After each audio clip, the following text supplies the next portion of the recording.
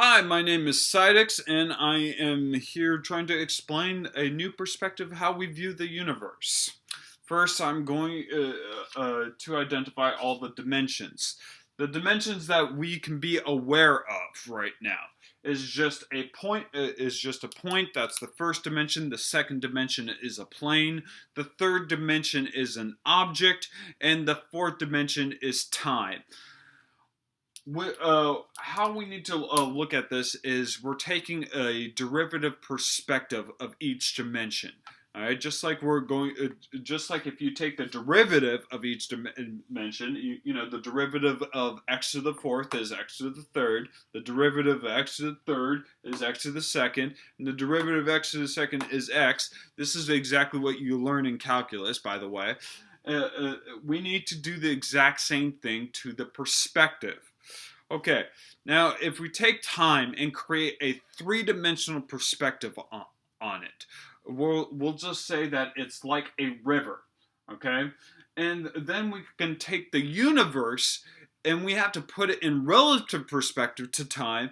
Thus, we have to take the derivative of it, in which we are creating a two-dimensional representative of the universe.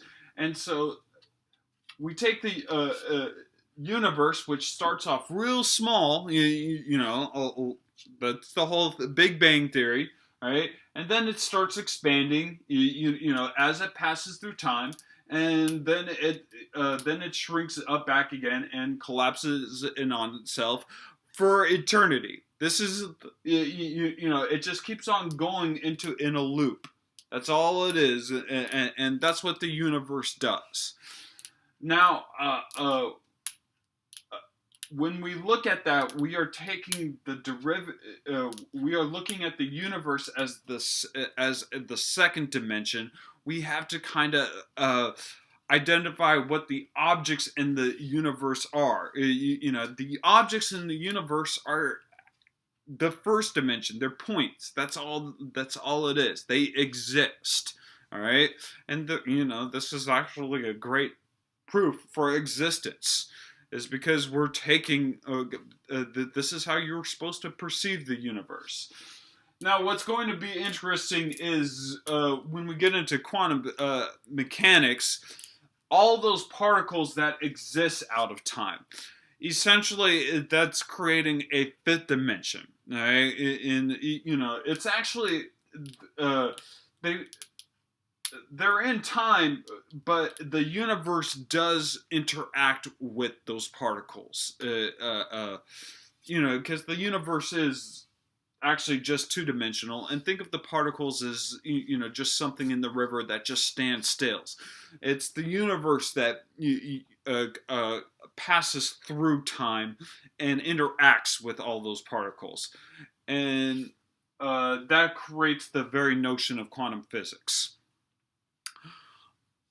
This completely allows the existence of just one universe. There is no multiple universes at all. There's no need. By adopting this perception, you can conform all of science, what we know about science, to just identify one universe.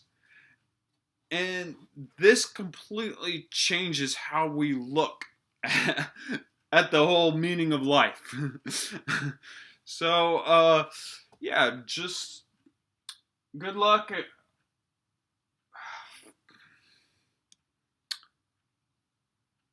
It's actually really important and to look at it this way.